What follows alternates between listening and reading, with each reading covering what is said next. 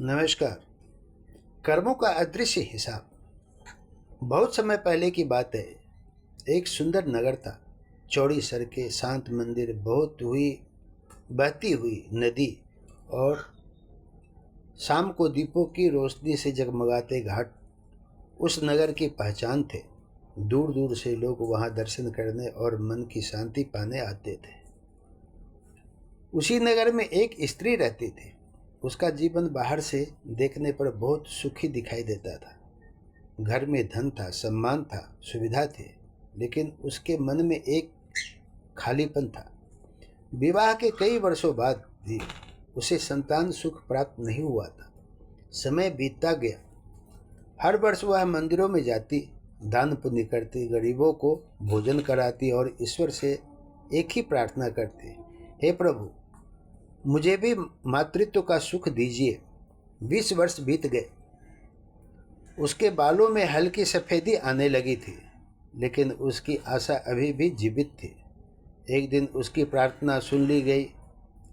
उसके घर में एक पुत्र का जन्म हुआ। पूरे नगर में खुशी की लहर दौड़ गई। घर दीपों से सज गया। लोगों ने कहा, देखो, देर है लेकिन अंधेर नहीं। स्त्री अपने बच्चों को देखकर रो पड़ती थी। उसे लगता था जैसे उसके जीवन का अधूरापन अब समाप्त हो गया हो। लेकिन संसार में जो दिखाई देता है वह हमेशा पूरा सत्य नहीं होता। सिर्फ 20 दिन बाद वह बालक अचानक बीमार पड़ गया। वैद्य बुलाए गए, प्रार्थनाएं की गई, मंदिरों में दीप जलाए गए, लेकिन नियति को कुछ और ही मंजूर था। 20वें दिन वह बालक संसार छोड़ गया। जिस घर में कुछ दिन पहले उत्सव था, वहाँ अब सन्नाटा था।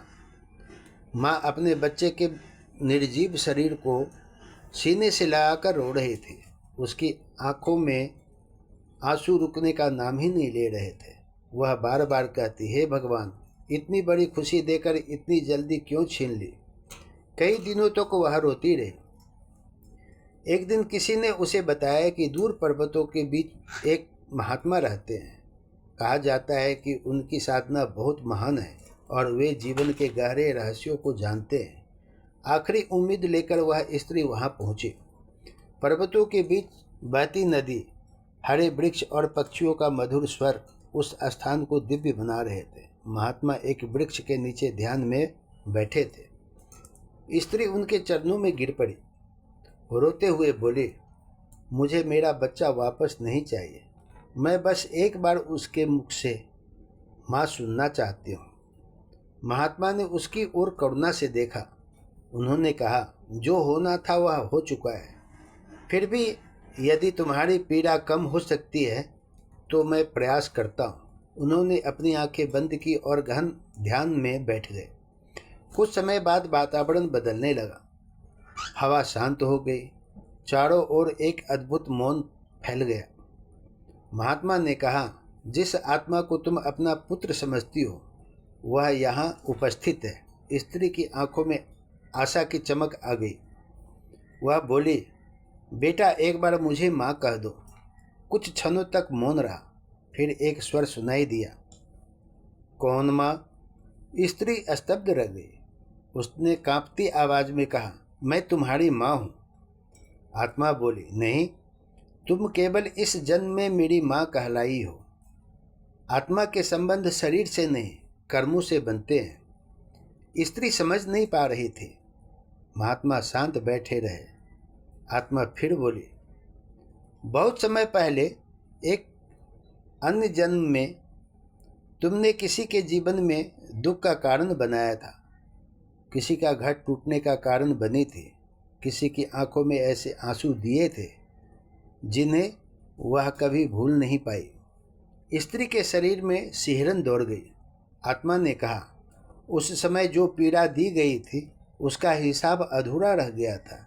इस जन्म में मुझे केवल उतने समय के लिए तुम्हारे जीवन में आना था जितने समय में वह कर्म पूरा हो सके। स्त्री रोने लगी। क्या यह सब कर्मों का परिणाम है? आत्मा बोली, हाँ, संसार का कोई संबंध बिना कारण नहीं बनता। कुछ लोग प्रेम का ऋण चुकाने आते हैं, कुछ सेवा का, कुछ कृतज्ञता का और कुछ पुराने कर्मों का हिसाब पूरा करने आते हैं। यह सुनकर स्त्री के मन में तूफान उठ गया। वह सोचने लगी, क्या सचमुच जीवन इतना गहरा है? क्या हर मिलने वाला व्यक्ति किसी पुराने कर्म का परिणाम है? आत्मा ने अंतिम बार कहा, इस संसार में कोई किसी का अस्थाई नहीं है। शरीर बदलते रहते हैं लेकिन कर्म साथ चलते हैं। इसीलिए किसी को दुख मत देना, क्योंकि जो बोओगे वही लौटकर आएगा। इतना कहकर वह स्वर शांत हो गया। स्त्री फूट फूट कर रोने लगी, लेकिन इस बार उसके आंसुओं में केवल दुख नहीं था, उसमें समझ भी थी, उसमें जागृति भी थी। महात्मा ने धीरे से कहा, बेटी, ईश्वर दंड देने नहीं बैठा है, वह तो केवल कर्मों का न्याय होने देता है। यदि तुम भविष्य बदलना चाहती हो तो आज से अपने कर्म बदलो, क्षमा करना सीखो, किसी का हक मत छीनो, किसी को रुलाकर खुश मत हो जाओ। जहाँ तक संभव हो लोगों के जीवन में प्रकाश बनो। सूर्य अस्त होने लगता था। नदी के जल पर सुनहरी किरणें पड़ रही थी। स्त्री ने पहली बार अपने आंसू पोंछे। वह अपने बच्चों को पास नहीं पा सकती थी, लेकिन उसे जीवन का सबसे बड़ा ज्ञान मिल गया था। रिश्ते संयोग नहीं, कर्मों का परिणाम है। दुनिया में कोई भी व्यक्ति बिना कारण हमारे जीवन में नहीं आता, और सबसे बड़ा धर्म है किसी को ऐसा दुख न देना जो एक दिन लौटकर हमारे ही द्वार पर आ जाए। यही कर्म का नियम है और यही जीवन का सत्य है। यदि चाहे तो मैं इस समय को बदल नहीं सकता, लेकिन तुम्हारे साथ कर्मों का सही उलझन समझा सकता हूँ।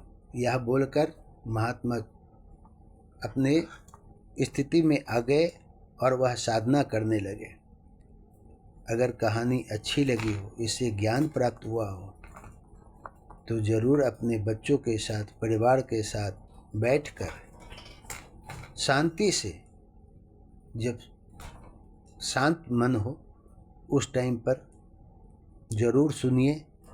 अपने दोस्तों को भेजिए, अपने रिश्तेदारों को भेजिए।